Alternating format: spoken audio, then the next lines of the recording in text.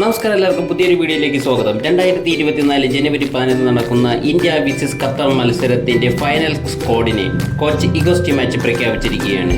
So എല്ലാവർക്കും welcome to the video. Goal കീപ്പർമാരുടെ പട്ടികയിൽ ഗുൽപ്രീത് സിംഗ് സന്ധു, അമരേന്ദ്ര സിംഗ്, വിശാൽ കേത്തി എന്നീ 3 പേരെയാണ് കോച്ച് ഉൾപ്പെടുത്തിയിട്ടുള്ളത്. ഡിഫൻസിലേക്ക് നോക്കിക്കഴിഞ്ഞാൽ അൻവർ അലി, ജയ് ഗുപ്ത, മെഹതാബ് സിംഗ്, നരേന്ദ്ര ഗെലോട്ട്, നിഖിൽ പൂജാരി, രാഹുൽ ബേക്കെ എന്നീ 6 പേരെ കോച്ച് ഉൾപ്പെടുത്തിയിട്ടുണ്ട്.